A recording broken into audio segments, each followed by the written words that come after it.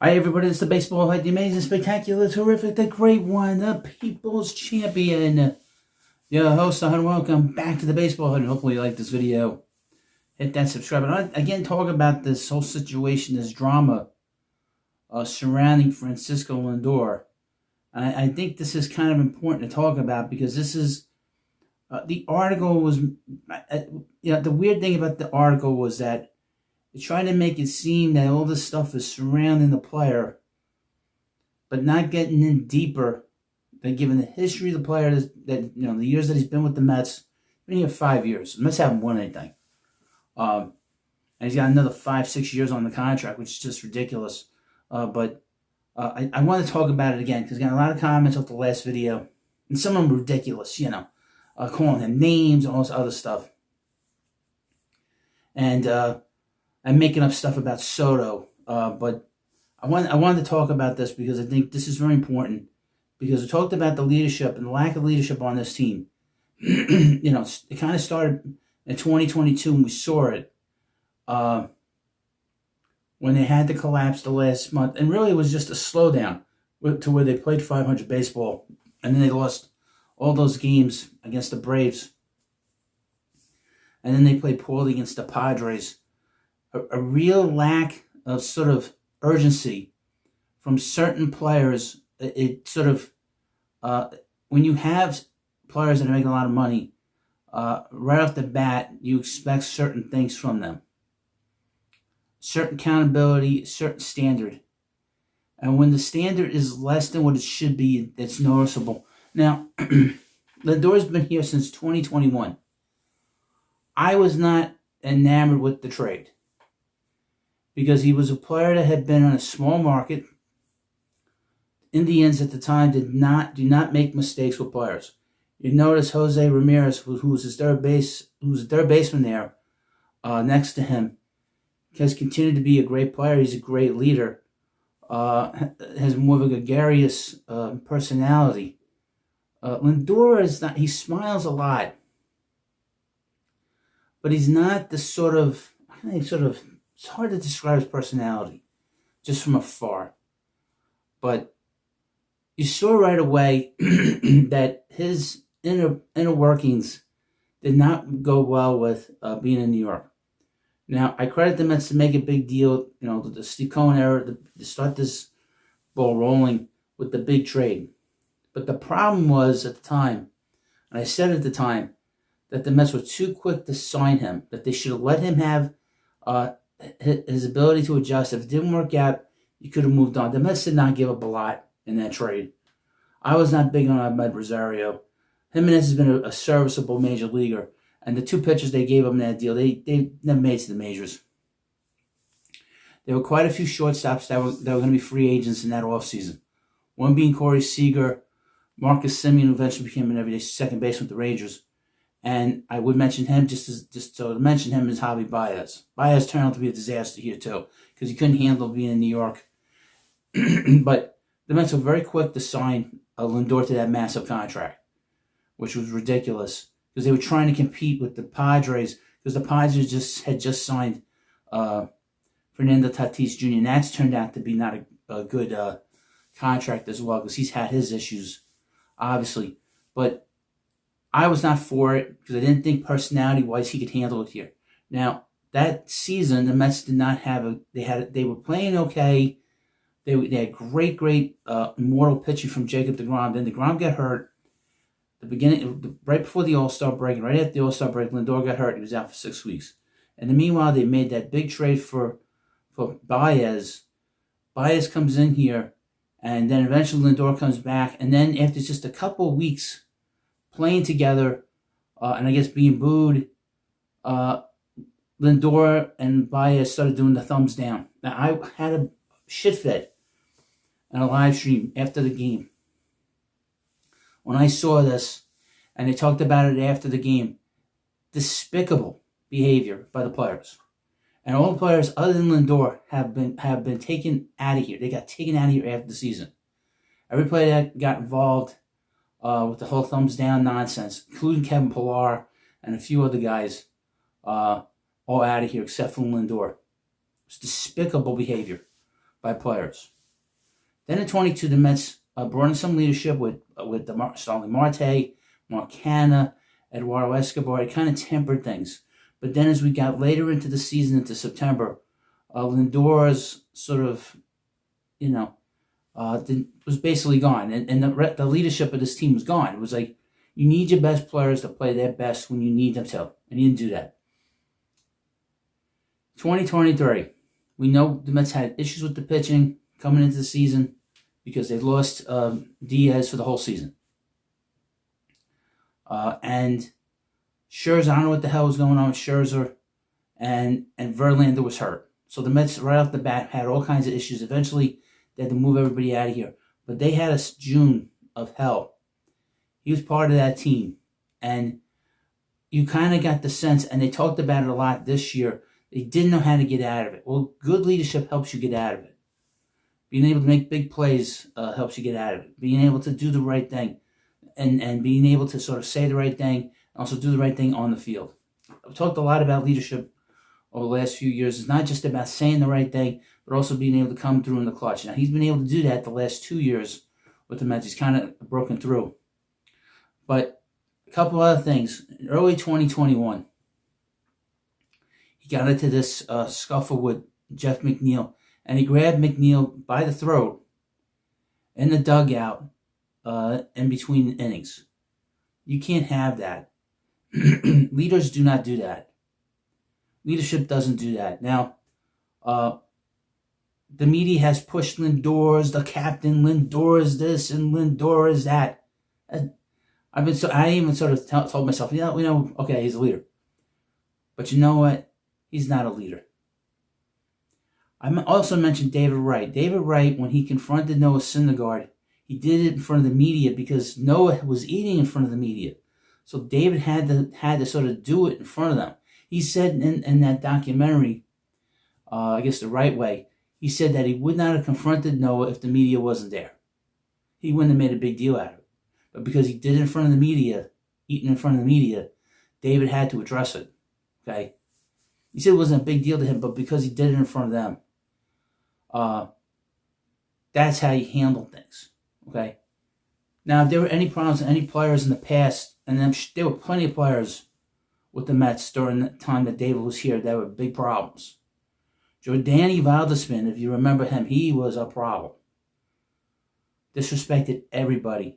You didn't hear much about any kind of anybody confronting him, but I guarantee you David did. Okay? Probably let it be known that he didn't want him on the team. But leadership is not just about doing it on the field, but also there's a problem, you handle it. That's why Keith Hernandez is probably the greatest leader in the history of the Mets, because you didn't really hear any kind of back and forth with the players from really during those championship years. You never heard anything. The only time that we started seeing cracks is when Keith wasn't on the field and he was hurt and he wasn't the player that he once was. That's when you started to see the cracks. But before that, you didn't see those cracks because Keith always took care of any problems. Okay, and he never, ever confronted a player in a dugout because they might have missed a play or they didn't throw the ball hard enough or whatever. Jeff McNeil is a player, just to use him as an example. He's a 2-time All-Star. He won a batting title. You show him respect. You show all your teammates with respect. Now, if he said something to him on the field and it got nasty, that's not right. If it happened this past June. But we already seen that he's willing to cross the line with McNeil. He's got no respect for McNeil. So just keep that in mind. And by the way, McNeil had been an All-Star in 2019 before Lindor had gotten here. Okay. Now, this thing with Soto, somebody wrote to me earlier saying that Soto was the reason the Mets didn't play well. It's all his fault. He played great in August and September. Okay? They said, well, the Yankees were miserable. The Yankees went to the World Series last year. Okay? And he had the biggest hit the Yankees have had in 20 years. 15 years or whatever it was to get to the World Series. Stop making excuses for Lindor, folks, okay? He's been here a long time now, okay? We've seen this act before. He's got too much going on. And I would mention this, the documentary. When did they film that documentary? This season. So in between the documentary, when the Mets were struggling, he's recording all this nonsense, all this monkey crap, all this bullshit for the MLB network. Meanwhile, the team is struggling down the stretch. They have zero leadership coming out of him. You have him confronting your second baseman again. Then you're hearing about Soto and his relationship as being chilly. Maybe that was the reason why Soto didn't look all too happy the first couple of months.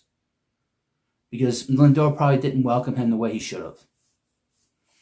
Then I saw this article, I guess this former reporter, I guess, the Daily News, had reposted an article that she wrote about the whole relationship between him and Lindor. Obviously, Lindor's side of things is pushing out the narrative that there was no problem. I'm sorry. Okay? I don't believe it. Because Lindor has now shown himself now in a couple instances of having issues with players, and it gets out. We know the issue with him and Bauer. Now, I wouldn't mention about Bauer. He's an effing goofball. Okay? But we knew about that from the past. Okay? So, where do we go from here? Now, that's the problem. I think one of the things the Mets recognize is they need to get a stronger personality into that clubhouse. Because Lindor he's just not a leader, and he's not a captain.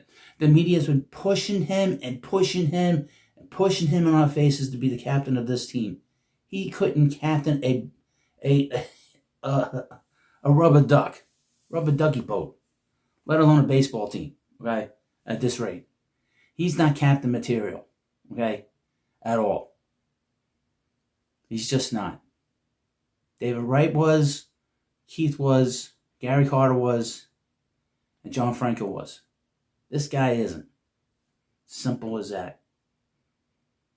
The fact that Marcus Semien is here tells you how they look at with the leadership issue in that clubhouse. Semien was looked upon as the captain of the Rangers in Texas. They put out a tweet saying, "Thank you, Cap." Why would you call him Cap? Because he was the leader of the Texas Rangers. They looked at him as their leader. He's got strong leadership skills, strong personality, and that's what this team needs. And he's an everyday player, and that you need that. He's an older player. We'll see how he performs. But this thing with Lindor is a big problem, major problem, in my opinion. Now we got a week until the winter meetings. I expect quite a few moves this week, not only with the Mets, but with the Major League Baseball. It's been pretty quiet other than the Nimmo deal. But we're going to see what the Mets do. Mets need pitching, we know that. There's that Framber Valdez rumor going around. I don't know how much I believe that. But the Mets have a lot of work to do. And they're a little behind because they lost a lot of production in that outfield trading Nimmo. And now I would mention about Nimmo, I love the guy, but he wasn't an all-star. Okay, he's a good player. He wasn't an all-star player. He's a level below that, which is not bad. But he wasn't an all-star. Marcus Semien's best is being an all-star, being a leader, being a third in the MVP voting 3 times. So I know what I'm getting out of Semien. It's all a matter of does he have much left. That's the question. But this is a real problem, and I'm very concerned by it. As you can tell, I'm doing another video on this. I was never really a big fan of the trade. I'm not a big fan of the player because of the fact that he's a little soft. We've seen how soft he is, and you've seen how soft this team is. You get your toughness from your leader. Okay, the 86 Mets were tough because they had strong leaders, tough leaders like Gary Carter, Keith Hernandez, Ray Knight, David Wright. This team doesn't have it because they have a weak leader at the top. The guy they're pushing out in front of us, telling us he's the captain. He ain't no captain again. He can't captain a rubber ducky. A little rubber ducky. Well, thank you for watching this video. And of course, this is the dark HUD. And I'm tired of pulling punches. I'm tired of losing. I'm tired of this collapsing. I'm tired of this nonsense. Get this shit ready and get it going. Enough is enough. Time to be professionals. Time to man up. And that's it. And that's my message really to the New York Mets. Man up. Because it ain't going to get prettier. This is going to be nastier than 2023. When I was doing videos going after the club. I didn't like the way they played last year overall. I didn't like the way they conducted themselves in September, where they were confused about what the hell was going on. That shit is over with. Get your shit together, or I'm going to be bitching and moaning. And I'm not one of these people that gets all crazy about social media. I know the players watch. I know the organization watches. Just because I get 6,000 subscribers doesn't mean that I don't have influence. I'm tired of this nonsense.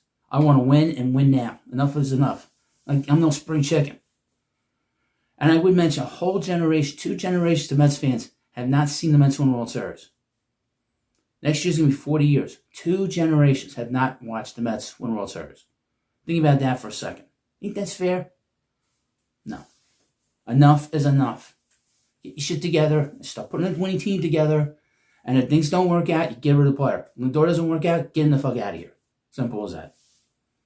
Well, you let me know what you think about this video. And, of course, please subscribe to the Baseball Hut, the best Mets fans channel on YouTube or on the internet that you could possibly follow. Don't listen to all these other goofballs like that Bugs Bunny guy, that Potato, and that 2-foot twerp in Philadelphia or whatever the hell he's from.